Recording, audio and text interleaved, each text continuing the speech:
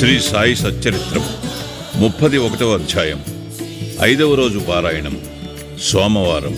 బాబా సముఖమున మరణించిన వారు సన్యాసి విజయానంద్, బాలారాం మాన్కర్, నోల్కర్, మేఘశ్యాముడు, పులి. ఈ అధ్యాయములో బాబా సన్నిధిలో కొంతమందితో పాటు ఒక పులి కూడా మరణము పొందుటను గూర్చి హేమాడ్ పంత్ వర్ణించుచున్నాడు. మరణకాలమున మనస్సునందున్న కోరిక గాని ఆలోచన గాని ఆ వ్యక్తి భవిష్యత్తును నిశ్చయించును. భగవద్గీత 8వ అధ్యాయమున 5, 6 శ్లోకములలో శ్రీకృష్ణుడు ఇట్లు చెప్పి ఉన్నాడు: ఎవరైతే వారి అంత్యదశయందు నన్ను జ్ఞప్తియందు ఉంచుకుందురో వారు నన్ను చేరెదరు. ఎవరైతే ఏదో మరొక దానిని ధ్యానించెదరో వారు దానినే పొందుదరు. అంత్యకాలమందు మనము మంచి ఆలోచనలే మనస్సునందు ఉంచుకునగలమను నిశ్చయము లేదు. అనేక మంది అనేక కారణముల వల్ల భయపడి అదిరిపోయేదరు. కావున అంత్య సమయమందు మనస్సును నిలకడగా ఏదో మంచి ఆలోచన ఎందే నిలుపువలనన్నచో నిత్యము దానిని అభ్యసించుట అవసరము. భగవంతుని ధ్యానము చేయుచు జ్ఞప్తి ఎందుంచుకుని ఎల్లప్పుడూ భగవన్నామస్మరణ చేసినచో మరణకాలమందు గాబరా పడకుండా ఉండగలమని యోగీశ్వరులందరూ మనకు బోధించుచుందరు. భక్తులు యోగులకు సర్వస్వ శరణాగతి చేసెదరు. ఏలన సర్వజ్ఞులకు యోగులు దారి చూపి అంత్యకాలమున సహాయము చేసేదరని వారి నమ్మకము. అటువంటివి కొన్ని ఇచ్చట చెప్పెదము. విజయానందును మద్రాసు దేశపు సన్యాసి మానస సరోవరమునకు యాత్రార్థమై బయలుదేరెను. మార్గములో బాబా సంగతి విని షిరిడీలో ఆగెను. అక్కడ హరిద్వారము నుంచి వచ్చిన సన్యాసియగు సోమదేవస్వామిని కలుసుకొనెను. మానస సరోవరపు యాత్ర గూర్చి వివరములను కనుగొనెను. మానస సరోవరము గంగోత్రికి 500 మైళ్ల పైన గలదని, ప్రయాణములో కలుగు కష్టములన్నిటినీ ఆ స్వామి వర్ణించాను. మంచు ఎక్కువనియు, భాష ప్రతి 50 క్రోసులకు మారుననియు, భూటాన్ ప్రజల సంశయ నైజమును, వారు యాత్రికులను పెట్టు కష్టములు మొదలుగును వానిని చెప్పాను. దీనిని విని సన్యాసి నిరాశ చెంది యాత్రను మానుకొనెను. అతడు బాబా వద్ద కేగి సాష్టాంగ నమస్కారము చేయగా బాబా కోపగించి ఇట్లనెను: ఈ పనికి మాలిన సన్యాసిని తరిమివేయుడు. వాని సాంగత్యము మనకు ఉపయుక్తము కాదు. సన్యాసికి బాబా నైజము తెలియనందున అసంతృప్తి కలిగాను. కూర్చుండి జరుగుతున్న విషయములన్నిటినీ గమనించుచుండాను. అది ఉదయమున జరుగు దర్బారు సమయము. మసీదు భక్తులచే క్రిక్కిరిసియుండెను. వారు బాబాను అనేక విధములు పూజించుచుండెరి. కొందరు వారి పాదములకు అభిషేకము చేయుచుండెరి. వారి బొటనవ్రేల నుండి తీర్థమును కొందరు త్రాగుచుండెరి. కొందరు దానిని కండ్లకద్దుకొనుచుండెరి. కొందరు బాబా శరీరమునకు అత్తరు, చందనములు పూయిచుండెరి. జాతిమత భేదములు లేక అందరూ సేవ చేయుచుండెరి. బాబా తనను కోపించినప్పటికీ అతనికి బాబా యందు ప్రేమ కలిగాను. కావున అతనికి ఆ స్థలము విడిచిపెట్టుటకు ఇష్టము లేకుండెను. అతడు షిరిడీలో 2 రోజులుండిన బిమ్మట తల్లికి జబ్బుగానున్నదని మద్రాసు నుండి ఉత్తరము వచ్చాను. విసుగు చెంది అతడు తన తల్లి వద్దకు పోగోరెను.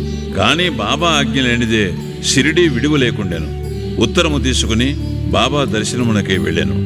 ఇంటికి పోవుటకు బాబా ఆజ్ఞ వేడాను. సర్వజ్ఞుడకు బాబా ముందు జరుగుబోవునది గ్రహించి, నీ తల్లిని అంత ప్రేమించువాడివైతే సన్యాసం ఎందుకు పుచ్చుకొంటివి? కాషాయ వస్త్రములు ధరించువారికి దేని యందు అభిమానము చూపుట తగదు. నీ బసకు పోయి హాయిగా కూర్చుండుము. ఓపికతో కొద్ది రోజులు కూర్చుండుము. వాడాలో పెక్కు దొంగలున్నారు. తలుపు గడియ వేసుకుని జాగ్రత్తగా నుండుము. దొంగలంతయు దోచుకుని పోయేదరు. ధనము, ఐశ్వర్యము మొదలగునవి నిత్యము కావు. శరీరము శిథిలమై తుదకు నశించను. దీనిని తెలుసుకుని నీ కర్తవ్యమును చేయుము. ఇహలోక పరలోక వస్తువులన్నిటి యందు గల అభిమానమును విడిచిపెట్టుము. ఎవరైతే ఈ ప్రకారముగా చేసి హరి యొక్క పాదములను శరణు వేడెదరో వారు సకల కష్టముల నుండి తప్పించుకొని మోక్షమును పొందెదరు. ఎవరైతే భక్తి ప్రేమలతో భగవంతుని ధ్యానము చేసి మననము చేసెదరో వారికి దేవుడు పరుగెత్తిపోయి సహాయము చేయును. నీ పూర్వపుణ్యము ఎక్కువగుటచే నీవిక్కడకు రాగలిగితివి. నేను చెప్పిన దానిని జాగ్రత్తగా విని జీవిత పరమావధిని కాంచు. కోరికలు లేనివాడివై రేపటి నుండి భాగవతమును పారాయణ చేయుము. శ్రద్ధతో 3 సప్తాహములను చేయుము. భగవంతుడు సంతుష్టి చెంది నీ విచారములను తొలగించును, నీ భ్రమలు నిష్క్రమించును, నీకు శాంతి కలుగును అని అనిరి. అతని మరణము సమీపించినందున బాబా అతనికి విరుగుడును ఉపదేశించాను. బాబా కూడా తన దేహావసాన సమయాన మృత్యుదేవతకు ప్రీతి కలిగించే రామవిజయము చదివించాను. ఆ మరుసటి ఉదయము స్నానము మొదలుగునవి ఆచరించిన పిమ్మట విజయానందుడు భాగవతమును లెండీ తోటలో ఏకాంతమున చదువుటకు ప్రారంభించాను. 2 పారాయణములు చేయగానే అలసిపోయాను. వాడాకు వచ్చి 2 దినములుండెను. 3వ రోజు బడేబాబా తొడపై ప్రాణములు వదలెను. బాబా ఒక రోజంతయు శవమును అటులే ఉంచుడు అనెను. పిమ్మట పోలీసు వంటరు వచ్చి విచారణ జరిపి శవ సంస్కారమునకు ఆజ్ఞనిచ్చిరే. యథోచితముగా శరీరమును తగిన స్థలమునందు పూడ్చిరి. ఈ విధముగా బాబా ఆ సన్యాసి సద్గతికి సహాయపడెను. బాలారాం మాన్కర్. బాలారాం మాన్కర్ అను గృహస్థుడొకడు బాబా భక్తుడిగా నుండెను. అతని భార్య చనిపోయాను. అతడు విరక్తి చెంది కొడుకునకు గృహభారం అప్పగించి షిరిడీకి వచ్చి బాబాతో ఉండెను. అతని భక్తికి బాబా మెచ్చుకొని అతనికి సద్గతి కలుగు చేయవలనని ఈ దిగువ రీతిగా చేశాను. బాబా అతనికి 12 రూపాయలిచ్చి సతారా జిల్లాలోని మచ్చిందర్గఢ్లో నుండమనను. బాబాను విడిచిపెట్టి మచ్చింద్రగఢ్లో ఉండుటకు అతనికిష్టము లేకుండాను. కాని ఇదే అతనికి మంచి మార్గమని బాబా ఒప్పించాను. అతడ రోజుకు 3 సార్లు ధ్యానము చేయమనెను. బాబా మాటలయందు నమ్మకముంచి మాన్కర్ మచ్చింద్రగఢమునకు వచ్చాను. అక్కడ చక్కని దృశ్యమును, శుభ్రమైన నీటిని, ఆరోగ్యమైన గాలిని, చుట్టుప్రక్కల గల ప్రకృతి సౌందర్యమును చూచి సంతసించి బాబా సెలవిచ్చిన ప్రకారము మిక్కిలి తీవ్రముగా ధ్యానము చేయ మొదలెడాను. కొలది దినముల పిమ్మట ఒక దృశ్యమును గనెను. సాధారణముగా భక్తులు సమాధి స్థితి యందు దివ్యానుభవములను పొందెదరు. కాని మాన్కర్ విషయములో అట్లుగాక చైతన్యమునకు వచ్చిన పిమ్మట దివ్య దర్శనము లభించాను. అతనికి బాబా స్వయముగా కనిపించాను. మాన్కర్ బాబాను చూచుడేగాక తననతడికేల పంపితివని అడిగాను. బాబా ఇట్లు చెప్పాను. షిరిడీలో అనేక ఆలోచనలు నీ మనస్సును లేచెను. నీ చెంచల మనస్సునకు నిలకడ కలుగుజేయవలనని ఇచటకు పంపితిని. నీవు పంచేంద్రియములతో 3.5 మూరల మనిషిగా నన్ను భావించితివి. నేను ఎల్లప్పుడూ షిరిడీలోనే ఉండేదననుకుంటివి. ఇప్పుడు నీవిచట చూచిన నా రూపము షిరిడీలో చూచిన నా రూపముతో సమానముగా ఉన్నదో లేదో నిర్ధారింపుము. ఇందుకే నిన్నిచ్చటికి పంపితిని. కొంతకాలము గడిచిన పిమ్మట మాన్కర్ గడమును విడిచి బాంద్రాకు పయనమయ్యాను. పూనా నుండి దాదరకు రైలులో పోవాలని అనుకున్నాను. టిక్కెట్టు కొరకు బుకింగ్ ఆఫీసుకు పోగా అది మిక్కిలి క్రిక్కిరిసియుండాను. అతనికి టిక్కెట్టు దొరకకుండాను. లంగోటీ కట్టుకొని కంబళి కప్పుకున్న ఒక పల్లెటూరు వాడు వచ్చి మీరెక్కడికి పోవుచున్నారు అని అడిగాను. దాదరకని మాన్కర్ బదులు చెప్పాను. అతడు ఇట్లనేను, దయచేసి నా దాదర టిక్కెట్టు తీసుకొనుము. నాకు అవసరమైన పని ఉండుటచే దాదరకు వెళ్ళటం అనుకొంటిని. టిక్కెట్ లభించినందుకు మాన్కర్ ఎంతో సంతసించాను. జేబులో నుండి పైకము తీయనంతలో ఆ జానపదుడు అంతర్ధానమయ్యాను. మాన్కర్ ఆ గుంపులో అతనికై వెతికాను.